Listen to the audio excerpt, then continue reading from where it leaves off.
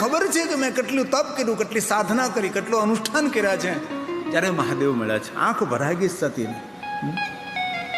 હજી તો આજે તો નહીં, પણ 2029માં શિલાન્યાસ થશે, પછી આપણે માતાજીનું મંદિરનો પ્રારંભ થશે, અને પછી શિખરબંધ મંદિર બંધાશે, અને મંદિરની જ્યારે ભગવાનની માતાજીની પ્રતિષ્ઠા થતી હશે, ત્યારે ભલભલા માણસોએ જેને જેને મહેનત ને પુરુષાર્થ કરી છે ને, તેની આંખમાંથી આંસુ ધારા વહેવા લાગશે કે અમારી મહેનત અને પુરુષાર્થનું ફળ છે. કેટલી લાંબી જર્ની બાદ આ ઓટો હતો. પહેલા આપણા દાદાનો ઓટો જ હતો ને, શું હતું? કાંઈ નહીં હતું.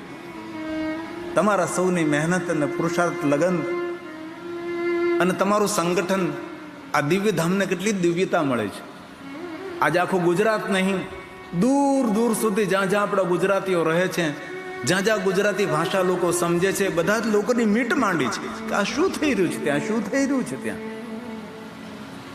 એક સમાજને નવી પ્રેરણા પૂર્ણ પાડનારું આ દિવ્ય ધામ નિર્માણ થઈ રહ્યું છે. અને એ દિવ્ય ધામમાં જ્યારે વેરાઈ માતાનું મંદિર નિર્માણ થશે અને માતાજીની પ્રતિષ્ઠા થતી હશે, અને જ્યારે માતાજીની જ્યોત જાગતી હશે, અને જ્યારે માતાજીની ધજા અર્પણ થશે, ત્યારે સૌની આંખો ભરાઈ જશે. કેટલા વર્ષોનો પુરુષાર્થ, કેટલા વર્ષોની મહેનત, કેટલા વર્ષોની તપસ્યા, અને એનું ફળ છે, એનું ફળ છે. ક્યાં કાંઈ હતું અહીંયા? અગાસિયા પરિવારના મહેનત, પુરુષાર્થ, એની શ્રદ્ધા, એનો વિશ્વાસ આજે ફળીભૂત થયો છે. હું તમને કહું, આપણી આ દિવ્ય ધરતી પર કેટલા માણસોએ ભોજન કર્યું, લાખો માણસોએ ભોજન પ્રસાદ લીધો છે. કેટલું મોટું પુણ્ય એકત્ર થાય, કેટલું મોટું પુણ્ય એકત્ર થાય. જેને દાન કર્યું તેને પણ પુણ્ય મળે છે, બનાવ્યું તેને પણ પુણ્ય મળે, પીરસ્યું તેને પુણ્ય મળે છે, પતરાવળી સાફ કરી તેને પણ પુણ્ય મળે છે. આવા સુંદર કાર્યોના માટે આપણે શુભ ભાવ, દિવ્ય ભાવ પ્રગટ કરીએ તો પણ આપણને પુણ્ય મળે છે. સમાજને એક નવી પ્રેરણા આપનારું છે. આજે બહુ જ તપના ફલ સ્વરૂપે ભગવાન શિવના દર્શનથી આ સતીને આંખો ભરાઈ ગઈ છે. હવે સતીએ મહાદેવ પાસે માગ્યું નથી. મજાની વાત એ છે, સતી તો મહાદેવ પાસે માગવા ગયા હતા, પણ સતીએ મહાદેવ પાસે માગ્યું નહીં. એ જ રીતે જ્યારે ઉપમન્યુએ શંકર ભગવાનની સાધના કરી, પોતાની માતા તપસ્વીને કહ્યું, વ્યાર્ધપારનો પુત્ર ઉપમન્યુ ઋષિના પિતાનું નામ હતું વ્યાર્ધપાર. તેના પગ વાઘ જેવા હતા, વાઘ જેવા. વનવાસી ઋષિ હતા. ઘરની નિર્ધનતા, દરિદ્રતા દૂર કરવા માટે ઉપમન્યુ ઋષિ ભગવાન શિવની સાધના કરી. અને મહાદેવ જ્યારે તપના ફલ સ્વરૂપે મળે છે, અને મહાદેવ જ્યારે ઉપમન્યુને માગવાનું કહે છે, ત્યારે ઉપમન્યુજી ભગવાન મહાદેવ પાસે કઈ માગતા નથી. સ્વભક્તિ દેહીમ, એક જ વરદાન માગ્યું, મને ભગવાન તમારી ભક્તિ મળે, બસ, બીજું મને કાંઈ ન જોઈએ, મને ભક્તિ જોઈએ છે. જેને જેને ભગવાન મળ્યા છે તેને ભગવાન પાસેથી ભક્તિ માગી છે. આજે સતી ભગવાન પાસે વરદાન માગવા ગયા હતા, પણ જ્યારે મહાદેવ સામે પ્રગટ થાય ને ઉપસ્થિત થાય છે, ત્યારે સતી માગવાની વૃત્તિઓ ભૂલી જાય છે. અને ભક્ત કોને કહેવાય? ભક્તનું લક્ષણ છે કેવલમ ચરિત્રમ તે ગાયંતી પરમ મંગલમ. ભગવાનના ગુણગાન ગાતો રહે, ભગવાનની પાસેથી યાચના ના કરે, અપેક્ષા ના કરે, માગણી ના કરે, ભગવાન ઉપર એકલી લાગણી વરસાવે, તેને સાચો ભક્ત કહેવાય છે. ભગવાન પ્રભુની આગળ માગણી નહીં. જો ભક્તિના બે પ્રકારો છે, એક વ્યભિચારની ભક્તિ છે ને એક અવ્યભિચારની ભક્તિ છે. આપણે સૌ જે ભક્તિ કરીએ ત્યારે ભક્તિનું નામ છે વ્યભિચારણી. કારણ કે આપણી ભક્તિમાં ભગવાન પાસેથી લેવાની બહુ મોટી અપેક્ષાઓ છે. જે ભક્તિમાં માગણી હોય એ ભક્તિને વ્યભિચારણી ભક્તિ કહેવાય છે. જે ભક્તિમાં કોઈ પણ કામના ન હોય, કોઈ પણ મનોકામના ન હોય, અરે મોક્ષ ને મુક્તિની પણ જે ભક્તિમાં ઈચ્છા ન હોય, બિનશરતી શરણાગતિ હોય, એવી ભક્તિને અવ્યભિચારણી ભક્તિ કહે છે. અને અવ્યભિચારણી ભક્તિનું બીજું નામ છે સદભક્તિ. સંપૂર્ણ પરમાત્મા પ્રતિ સદભાવ. અને આપણે તો કેટલું ભગવાન આગળ માગીએ છીએ, કેટલું ભગવાન આગળ માગીએ છીએ, કેટલા મોટા લિસ્ટ લઈ લઈને જઈએ છીએ. ભગવાનને ખબર જ છે કે તમે ભગવાન આગળ શું માગવાના છે. સાચો ભક્ત ભગવાન આગળ માગતો નથી. એકાંતિતા, કોઈ દી યાચના ના કરે, કોઈ દી કામના ના કરે. ભગવાન જે રીતે તું રાખીશ એ રીતે હું મારા જીવનને નિર્માણ કરીશ. બિન શરતી શરણાગતિ, કોઈ આશા નહીં, કોઈ અપેક્ષા નહીં. એક વાત કહું, હર સ્થિતિમાં સદૈવ ચિત્તને પ્રસન્ન રાખવું એ પરમાત્માની શ્રેષ્ઠ ઉપાસના છે. કોઈ સ્તુતિ કરે, કોઈ નિંદા કરે, કોઈ માન કરે, કોઈ અપમાન કરાવે, કોઈ હાર પહેરાવે કે કોઈ હાર અપાવે, બંને સ્થિતિમાં આનંદમાં રહેવું. કોઈ હાર પહેરાવે, કોઈ હાર અપાવે, ચિત્ત જેનો પ્રસન્ન રહે છે એ જ પરમાત્મા શ્રેષ્ઠ ઉપાસક છે. તેથી સતીએ ભગવાન આગળ માગ્યું નથી, અને ભગવાનના ભક્તો કદી ભગવાન આગળ માગે નહીં, અને મહાદેવ પાસે માગવું પડે પણ નહીં. એકાંતિનઃ કંચનાથં ભક્ત્યા વાંછતિ યસ્યન કેવલમ કેવલમ ચરિતં તે ગાયંતી પરમં ભગવાનના ગુણગાન ગાતો રહે. ગાયંતી પરમં. તેથી સાચો ભક્ત કોને કહેવાય? ભગવાન આગળ કોઈ રાવ નહીં, કોઈ ફરિયાદ નહીં, કોઈ આશા નહીં, કોઈ અપેક્ષા નહીં. એ ભગવાનના સાચા ભક્તો છે. ભગવાન તો પૂર્ણ છે, પૂર્ણ પરમાત્મા છે. એમને બધી ખબર છે આપણે શું જોઈએ છે, આપણી યોગ્યતા કેટલી છે, અપાય ન અપાય, ક્યાં સમય તેને આપવું જોઈએ, બધું જ ભગવાનને ખબર છે. આમ ભગવાન આપણે કહીએ ભગવાન તો અંતર્યામી છે, અંતર્યામી તો બધું જાણે છે, તો તારે બોલવાની શું છે, કહેવાની શું જરૂર છે તારે? આપણે જો યાદ હોય તો આપણે એક હિન્દી એક આરતી ગાઈ છે, જય જગદીશ. એની અંદર એક પંક્તિ છે, આપણે સૌને યાદ હશે. તુમ પૂરણ પરમાત્મા તુમ અંતર્યામી. ભગવાનને કીધું છે, ભગવાનને કેટલું સુંદર, તું અંતર્યામી છે. આપણે બધા તો ડાયા ડમરા થઈ ભગવાને આગળ હાથ જોડીને કહેતા હોય તો અંતર્યામી, તો અંતર્યામી છે. અને પાછા કેટલા ચોપડા ખોલીએ આપણે, કેટલું કેટલું ભગવાનને સંભળાવીએ, કેટલું કેટલું ભગવાનને સંભળાવીએ આપણે. આટલી વસ્તુ આપણી પાસે કોઈ માગવા તો આપણે ભાગ્યે. આપણી પાસે એટલી વસ્તુ કોઈ માગવા આવે છે ભગવાન પાસે જેટલું આપણે માગવા જઈએ છીએ. આપણી પાસે કોઈ 5 રૂપિયા ઉછીને લેવા આવે તો આપણું મોઢું બગડી જાય, અને આપણે તો ભગવાન આગળ કેટલું માગીએ છીએ. ભગવાનને ખબર છે તમારે શું જોઈએ છે. ભક્તિ કરો, ભક્તિ પરિપક્વ બનાવો. આરતીની પ્રસિદ્ધ પંક્તિ છે આ. તુમ પૂરણ પરમાત્મા તુમ અંતર્યામી. કેટલું સુંદર સાથે ગાઓ ને. તમારો સૌનો સુમધુર ધ્વનિ વાયુમંડળમાં મિશ્રિત થાય. આ ધામ તો છે જ, પણ આ તો દિવ્ય ધામ છે. આપણને દિવ્યતા આપનારો છે, ઉર્જા આપનારો, શક્તિ આપનારો છે. એટલે આશા રાખું છું મારા ભાઈઓનો અવાજ પણ નીકળશે, મારી બહેનોને તો કેવું જ ન પડે ગાવ. તુમ પૂરણ પરમાત્મા તુમ અંતર્યામી. સ્વામી તુમ અંતર્યામી.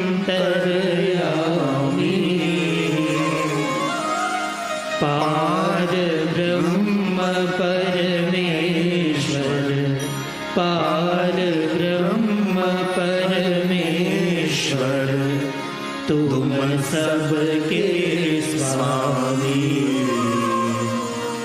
ओम जय जगदीश हरे, जय जगदीश हरे. स्वामी जय जगदीश हरे. भक्त जनों के संकट, दास जनों के संकट क्षण में दूर करे. ओम जय जगदीश हरे, ओम जय जगदीश हरे. તેથી સત્ય માગ્યું નથી. ભગવાન મહાદેવે બધા સતીને વરદાનો આપ્યા છે. જ્યાં જ્યાં ભગવાન મહાદેવ પ્રગટ થયા ત્યાં ત્યાં ભક્તોએ ભગવાન પાસે માગવું નથી પડ્યું. માગે ને આપે એને તો દેવ કહેવાય ને માગ્યા વગર ઢગલા કરી દે તેને જ મારો મહાદેવ કહેવાય છે. આપણી યોગ્યતા પ્રમાણે આપે ને દેવ કહ્યા છે ને આપણી યોગ્યતા ન હોય ભવત ભ્રૂ પ્રણીતામ, પોતાને ભ્રૂના ઈશારા માત્રથી બુદ્ધિને સદબુદ્ધિને સમૃદ્ધિ આપે એ શિવ છે, મહાદેવ છે. એ મહાદેવ, એ મહાદેવ, એ મહાદેવ, એ મહાદેવ.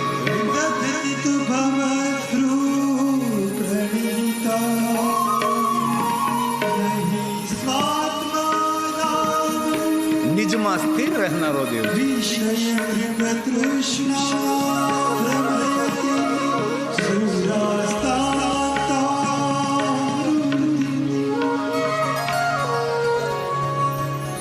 ભગવાન હું માગું ને તું મને આપે એ તો માગણી કહેવાય. ભક્ત ભગવાનને કહે છે ભગવાન હું માગું ને તું આપે એ તો માગણી કહેવાય. પણ ભગવાન માગ્યા વગર તો બધું જ મને આપ્યા કરે છે એ જ ભક્તો પ્રત્યે મહાદેવ તારી સાચી લાગણી છે. માગું એ તો માગણી કહેવાય પણ માગ્યા વગર તું આપે છે એ જ સાચી લાગણી છે ભગવાન. તેથી સતીએ માગ્યું નથી. હવે મહાદેવ સતીને કહે છે સતી તમારા મનમાં જે કાંઈ ઈચ્છાઓ છે અવસર આવતા બધી જ ઈચ્છાઓ પૂર્ણ થશે.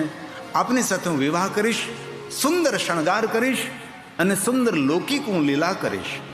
આપનું તપ પૂર્ણ થયું છે, આ પ્રજેશનગરમાં પ્રસ્થાન કરો, હું કૈલાસમાં જાઉં છું. ભગવાન શિવ કૈલાસ ગયા છે. સતી પોતાનું તપ પૂર્ણ કરી પ્રજેશનગર પધાર્યા છે. નગરવાસીઓએ સેતુનું સ્વાગત કર્યું છે, પુષ્પની વૃષ્ટિ કરી છે. પ્રજેશની પુત્રી સતી તપસ્યા કરીને આવ્યા છે, જય જયકાર કર્યો છે. પૂરા ગામના લોકોએ ખૂબ સન્માન કર્યું. અમારા રાજાના પુત્રી તપસ્યા કરીને આવ્યા છે. પુષ્પની વૃષ્ટિ ચારો તરફ જય જયકાર, જય જયકાર, જય જયકાર, જય જયકાર. હવે કથા કેટલી વિપરીત તમે જુઓ. હવે દક્ષના પુત્રી સતી તપ કરીને આવ્યા છે તો નગરના લોકોએ તેનું સન્માન કર્યું, તેનો આદર કર્યો, તેનો જય જયકાર કર્યો. એ સતી છે. શિવ સાથે તેના વિવાહ થાય છે.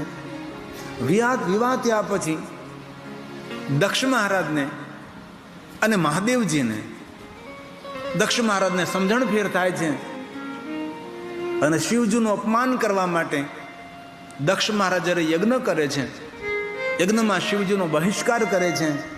એટલે તેની જ દીકરી શિવ સાથે પરણાવેલી છે, સતીનો પણ બહિષ્કાર કરે છે. અને બાપ દીકરીને આમંત્રણ નથી આપતો. આ નિષ્ઠુર પિતા કહેવાય. એક વસ્તુ યાદ રાખજો, જ્યારે કોઈ પિતા પોતાની દીકરીનો હાથ જમાઈના હાથમાં આપે છે ને ત્યારે જમાઈ યાદ રાખવું જોઈએ કે આ એક બાપ એમની દીકરીનો હાથ મારા હાથમાં આપે છે. એ બાપ દીકરીનો હાથ જમાઈના હાથમાં નથી આપતો. એ બાપ પોતાનું હૃદય આપે છે, પોતાનું હૈયું આપે છે. એ છે દીકરી, એ છે દીકરીનો મહિમા.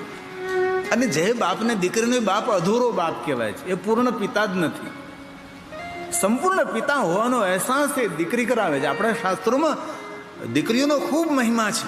જેટલો ગાય એટલો ઓછો પડે, જેટલો ગાય એટલો ઓછો પડે. એ તો ભારત દેશનું દુર્ભાગ્ય. બેટી બચાવોના આંદોલનો કરવા પડે, બેટી પઢાવોના આંદોલન કરવા મળે. પુત્રનો મહિમા છે, દીકરીનો મહિમા છે. એ સતી જ્યારે પ્રજેશનગરમાં આવે છે એ જ નગરના લોકો સતીનું અપમાન કરે છે. સતીને જોઈ જોઈને મુખ ફેરવા લાગે છે. એ જ રસ્તાઓ છે, એ જ નગર છે, એ જ પિતાનું આંગણું છે અને એ જ નગરના લોકો છે. સતી જ છે, બીજી નથી. સતી જ્યારે તપ કરીને આવે ત્યારે લોકો જય જયકાર કર્યો છે, પુષ્પની વૃષ્ટિ કરી છે, અમારા રાજાની પુત્રી સતી છે. હવે એ સતી શિવ સાથે પરણે છે અને ફરીવાર જ્યારે પ્રજેશનગરમાં આવે છે ત્યારે એના જ લોકો છે બધા અવળ હવળ શબ્દો બોલનારા, અપમાન કરનારા. તેથી જેને જીવનમાં સફળ થવું હોય તેને દુનિયાનું બહુ જોવાની જરૂર નથી. કોણ તમારા માટે સારું બોલે છે અને કોણ તમારા માટે નબળું બોલે છે. જીવનમાં સફળ થવું હોય તો પેલું મલ જેવું જીવન હોવું જોઈએ. પેલા મલડા દોરડા ઉપર ચાલે ને, હાથમાં વાહડો રાખે, આમ ચાલતા હોય, ઘણા સારા લોકો તાળી પાડતા હોય, વાહ વાહ કરતા હોય, કોઈ લોકો હોય હોય કરતા, કોઈ સીટી મારતા હોય, પણ એ દોરડા પર જતો માણસ જો નીચે જોવે તો હેઠો પડે. એને કોઈની પ્રશંસા પણ નથી સાંભળવાની અને કોઈની નિંદા પણ નથી સાંભળવી. દુનિયા તણા દોરંગા ધોખા કદી કરશો, સીધી વાત છે. અને કોઈ દિવસ અપેક્ષા નહીં રાખવી કે સમાજ આપણા માટે સારું બોલશે. જો કોઈ બોલે સારું તો ભગવાનનો પ્રસાદ માનવો. સતી પોતાનો તપ પૂર્ણ કરી પ્રજિષ્ઠનગરમાં આવે છે. નગરવાસીઓ સ્વાગત કરે છે. માતા વીરણીને સતી વાત કરે છે, શિવજી મારા પર પ્રસન્ન થયા, ભગવાન મારી સાથે વિવાહ કરશે. દક્ષ મહારાજને કહેવામાં આવ્યું પુત્રના વિવાહ શિવ સાથે કરવા છે. સપ્ત ઋષિઓને આમંત્રિત કર્યા છે. ગર્ગાચાર્ય મહારાજ, બૃહસ્પતિ દેવ આવ્યા છે, નારદજી આવ્યા છે, વિશ્વકર્માજી આવ્યા છે. અને દક્ષ મહારાજે કહ્યું મારા પુત્રી સતીના વિવાહ છે, વિવાહ પત્રિકા તૈયાર કરો. ભેગા મળીને સૌ વિવાહ પત્રિકા તૈયાર કરી. સપ્તઋષિ ગર્ગાચાર્ય મહારાજ, બૃહસ્પતિ દેવ, નારદજી સૌ વિવાહ પત્રિકા લઈ ભગવાન મહાદેવની પાસે કૈલાસમાં જાય છે. અને અહીંયા દક્ષ મહારાજ વિશ્વકર્માજીને કહે છે કે મારી પુત્રી સતીના વિવાહ છે, નગરની સુંદરતામાં વૃદ્ધિ કરો. નગર સુંદર તો છે જ, એ સુંદરતામાં વૃદ્ધિ કરો. હવે સુંદરને અતિ સુંદર બનાવો.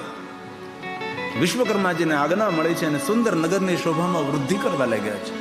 સુંદર મોટા મોટા દ્વાર ઊભા કર્યા છે, મોટા મંડપો બનાવ્યા છે. નગર દિવ્ય હતું, એ દિવ્યતામાં વૃદ્ધિ થાય છે. અને વિવાહની સંપૂર્ણ પ્રજિષ્ઠનગરમાં તૈયારીઓ થવા લાગી છે. અહીંયા સપ્તઋષિઓ ગર્ગાચાર્ય મહારાજ, નારદજી, બૃહસ્પતિ સૌ ભેગા મળી કૈલાસમાં મહાદેવની પાસે જઈને ભગવાનને કહે છે ભગવાન આ તમારા વિવાહની પત્રિકા છે, સુંદર રીતે તમારી વિવાહની તૈયારી કરો, સૌને આમંત્રણ નિમંત્રણ આપો. ભગવાન કહે કોણ નિમંત્રણ આપવા જાય? ન માતા ન પિતા ન બંધો ન મિત્ર ન ગુરુ ન એવ શિષ્યમ, કોઈ નથી. એકલો અટુલો છે મહાદેવજી, કોઈ નહીં. કોઈ માતા નહીં, કોઈ પિતા નહીં, કોઈ ભાઈ નહીં, કોઈ પરિવારજન નહીં. આ જન્મમાં છે, જગતનો આધાર છે, કારણ રૂપ છે, જગતનો મહાકારણ છે, એ શિવ છે. પિતાનેવ મેનેવ માતાન જન્મ, કોઈ જન્મ નહીં, જેનું કોઈ મૃત્યુ નથી. ન બંધુર્ન મિત્રં ગુરુને શિષ્યં, ચિદાનંદ રૂપ શિવોહમ શિવોહમ, ચિદાનંદ રૂપ શિવોહમ શિવોહમ, શિવાનંદ રૂપ શિવોહમ શિવોહમ. સપ્ત ઋષિઓ કહે છે મહાદેવ, તો પછી ભગવાન કહે છે સપ્ત ઋષિઓ ગર્ગાચાર્ય, બૃહસ્પતિ, વિશ્વના દરેક દેવી દેવતાઓને નિમંત્રિત કરો, સુંદર શણગાર કરીને મારા વિવાહમાં પધારે. સૌને આમંત્રણ નિમંત્રણ મળ્યું છે. ભગવાન શિવના વિવાહમાં કૈલાસમાં સૌ આવવા લાગે છે.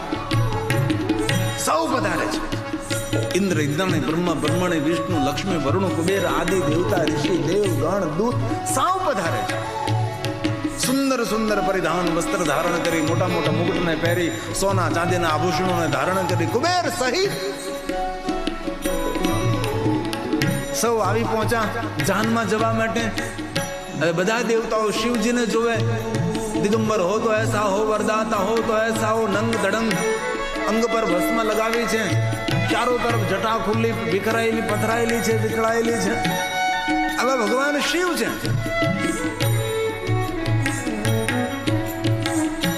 ઇન્દ્ર હસવા લાગે છે. વિષ્ણુ ભગવાને પૂછ્યું કેમ ઇન્દ્ર?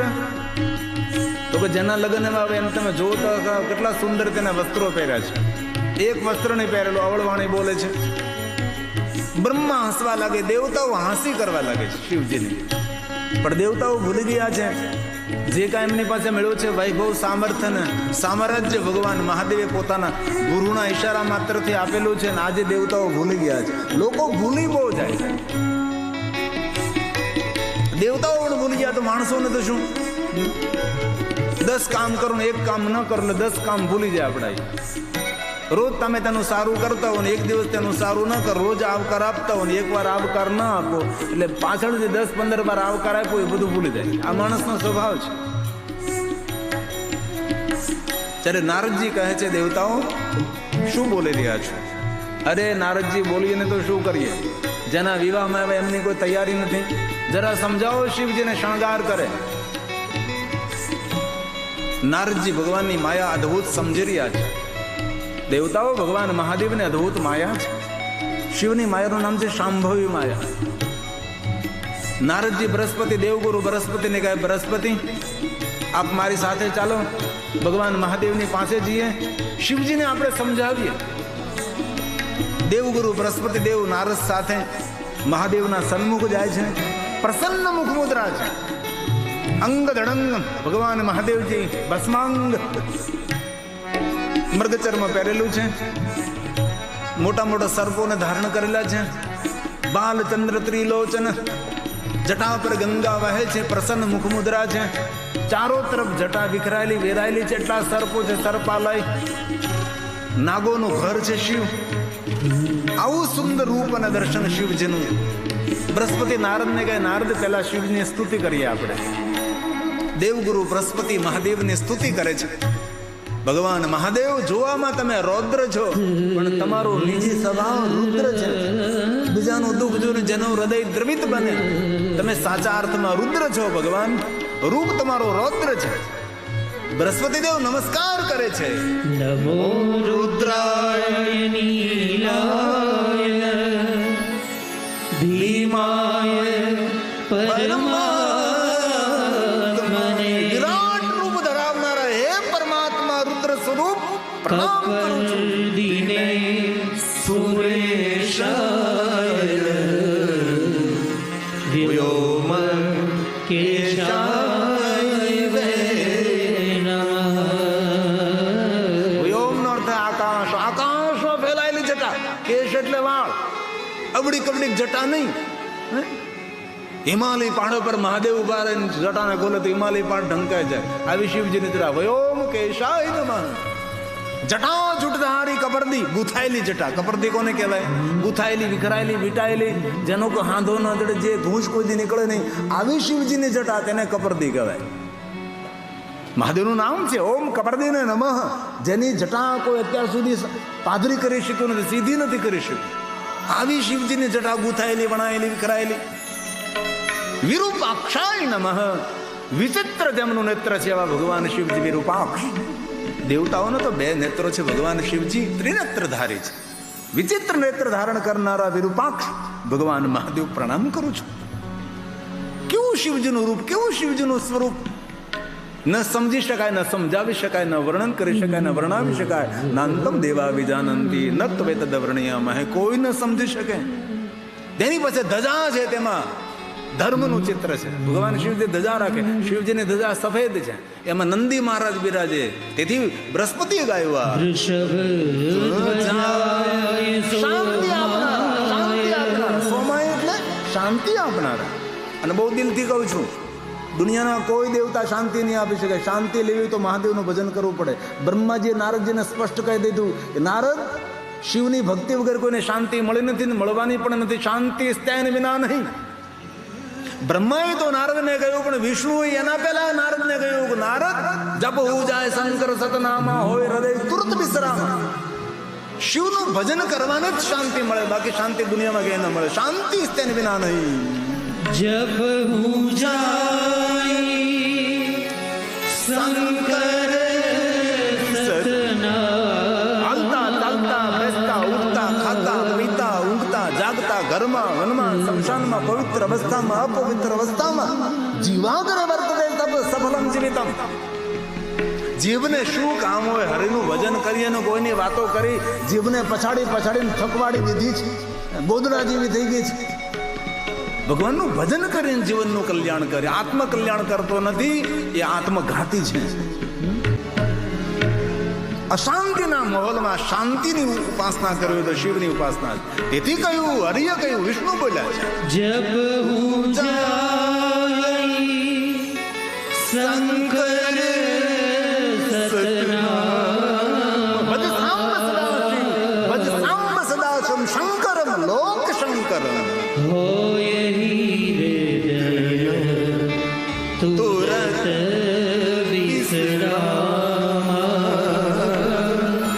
હોય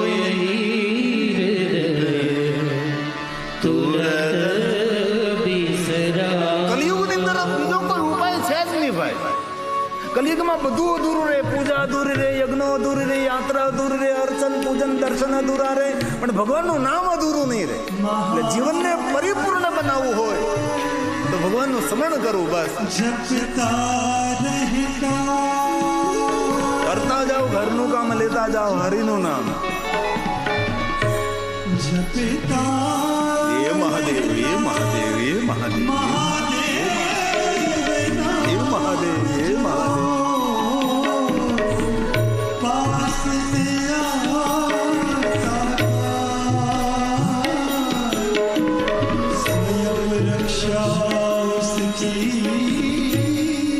મહાદેવ, મહાદેવ,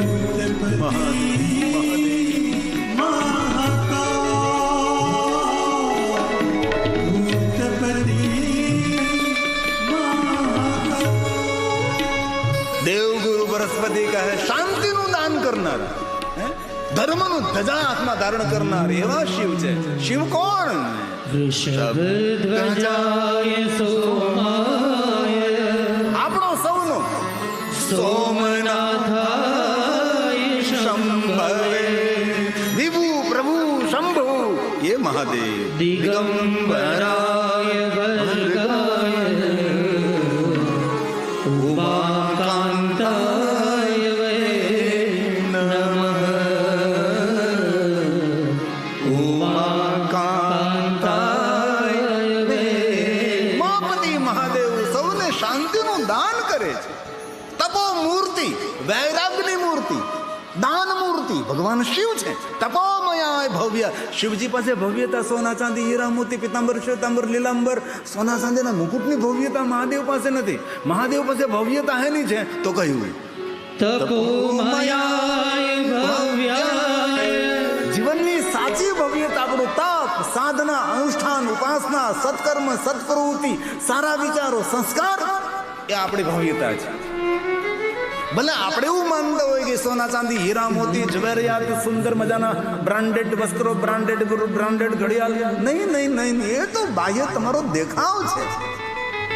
આપણી ભવ્યતા તો આપણું તાપ, સાધના, અનુષ્ઠાન, ઉપાસના, સત્કર્મ, સત્પ્રવૃત્તિ, સારા વિચારો, સંસ્કારથી જીવનને શણગારીએ. મહાદેવની ભવ્યતા કહી દો કે તપ.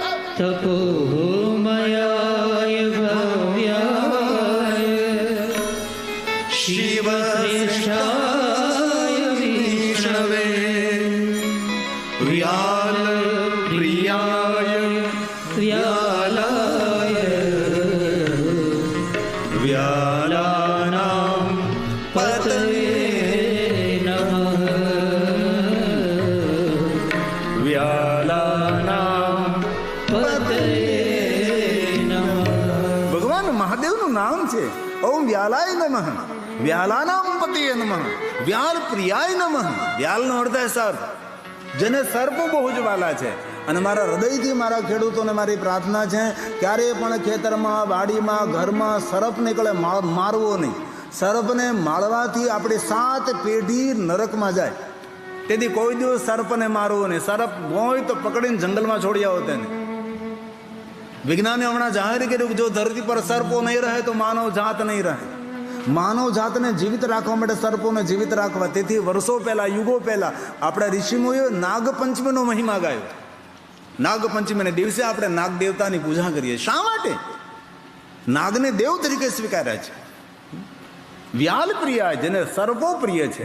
વ્યાલાનામ પતિએ, નાગ લોકનો ઈશ્વર, નાગકુળનો ઈશ્વર, નાગ કન્યાઓ જેની પૂજા કરે છે, મોટા મોટા નાગ જેની પૂજા કરે છે, એવા આપણા જ્યોતિર્લિંગ નાગેશ્વર મહાદેવ છે. તે નાગકુળના ઈષ્ટ છે. નાગકુળનો કોઈ ઈષ્ટ નથી. નાગકુળનો ઈષ્ટ હોય તો નાગેશ્વર મહાદેવ નાગોનો ભગવાન છે. વ્યાલાનામ પતિએ નમઃ, એ શિવ છે, એ મહાદેવ છે. બૃહસ્પતિ દેવે અને નારદજીએ શિવની સ્તુતિ કરી. પછી નારદજીએ રજૂઆત કરી કે મહાદેવજી આપના વિવાહ છે, સુંદર તમે શણગાર કરો. અને દેવતાઓ પછી ભગવાન મહાદેવને બધાની પોતપોતાની વસ્તુ શિવજીને પહેરાવે છે. અને શિવજીને શણગારે, પિતાંબર પહેરાવે છે. અને પછી તો સોના ચાંદીના આભૂષણો મહાદેવને પહેરાવે છે. પછી જટા હરખી કરે છે, ને જટા પર પછી મુકુટ પહેરાવે છે. નારદજી પછી શિવજીને કહે, શિવજી આ થોડીક ભસ્મ થોડીક ઓછી કરો, તમે થોડાક હારા દેખાવ. એટલે પછી ભસ્મ ઓછી કરે. ભસ્મ ઉતારે તો દેવતાઓ કહેવા લાગે, ભગવાન તમે તો ગોરા છો બહુ. આજે ખબર પડી, અત્યાર સુધી તો ખબર જ નહીં હતી કે તમારો ગોરે વાન છો કે શામળે વાન છો કે કાળા છો ધોળા છો. આજે ભસ્મ મુખ ઉપરથી ઉતરી ત્યારે ખબર પડી. અને સાચા અર્થમાં શિવજી ગોરા છે. વિષ્ણુ શ્યામ છે, ગગન સદૃશમ વિષ્ણુજી, શુભ્રવર્ણમ મેરા મહાદેવજી. મહાદેવ બહુ ગોરા છે, બહુ ગોરા છે. એટલે જ રોજ આપણે ગાઈને ભગવાનને આગળ શું ગાઈએ? આપણે આરતી કરીએ ત્યારે ભગવાનને કોઈ દી કાળા કીધા? કાળો તો કાનુડો, જય કાના કાળા, એ કાનુડો કાળો, તારો કાનુડો કાળો. બાકી વિષ્ણુ શ્યામ, શંકર કર્પૂર ગૌરમ, કરુણાનો અવતાર, ક્રોધાવતાર નહીં, ક્રોધાવતાર નહીં. કોઈ કે મહાદેવ ક્રોધ કરે, શિવજીને ક્રોધ કરવાની જરૂર નથી ને. ભ્રુકુટી માત્ર જગતનું સર્જન વિસર્જન થાય, એ દેવતા કોઈ ક્રોધ ના કરે. ભગવાન શિવજીએ ક્રોધ ઉપર પ્રવચન આપ્યું છે. એમ કહ્યું કે મારો ભક્ત જો ક્રોધ કરે તો મારો ભક્ત નથી. મારા ભક્તના લક્ષણો છે શાંત રહેવું, એ મારા ભક્તોના લક્ષણ છે.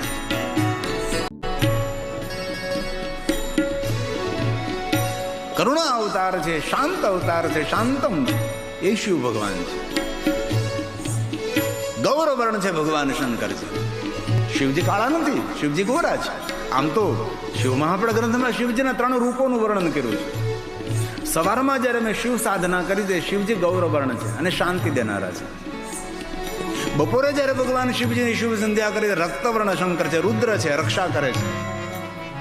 સંધ્યા સમયે જ્યારે શિવ સાધના કરીએ છીએ ત્યારે શંકર શ્યામ સ્વરૂપ છે અને શાંતિ આપનારા છે.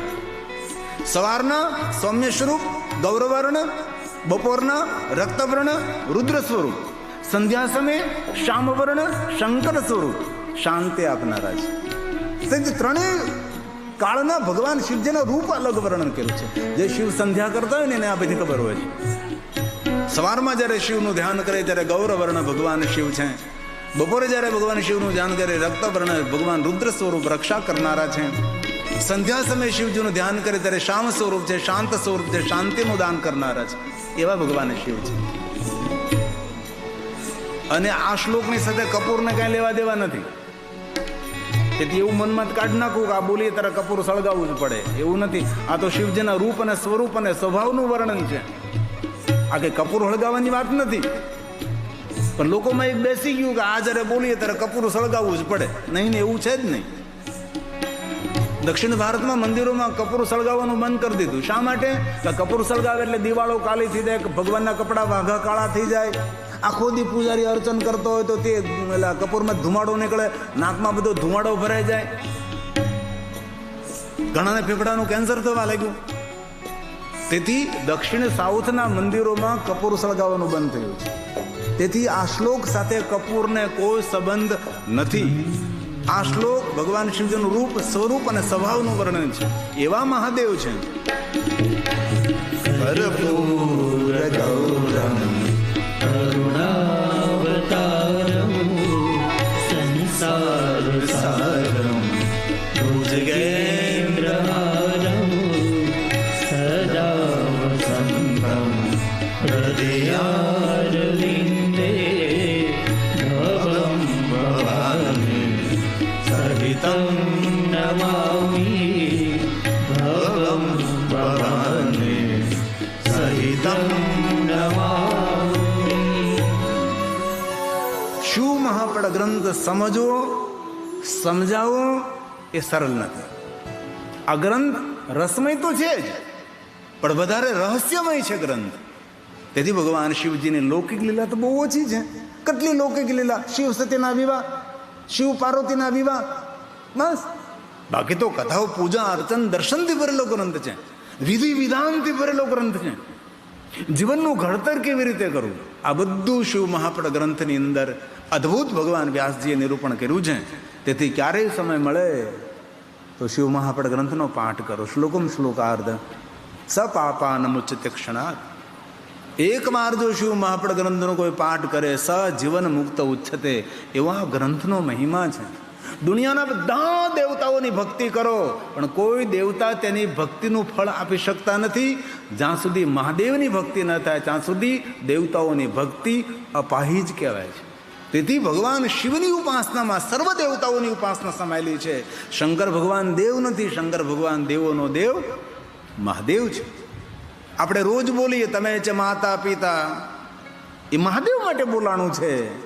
પછી તમે દેવીની સામે બોલી શકો, ભગવાનની સામે બોલી શકો, કોઈ પણ ભગવાનની સામે બોલી શકો, સદગુરુની સામે બોલી શકો, પણ ખરેખર જો ગર્ભિત રીતે આપણે જોઈએ, આ મહાદેવ માટે બોલાણું છે.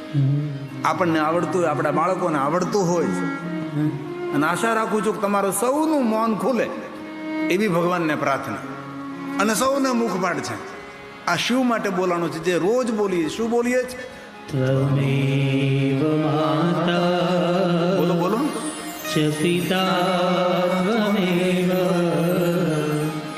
ત્વમેવ બંધુ સખા ત્વમેવ ત્વમેવ વિદ્યા દ્રવિણં ત્વમેવ ત્વમેવ સર્વં મમ દેવ દેવ ત્વમેવ સર્વં મમ દેવ દેવ. Come on.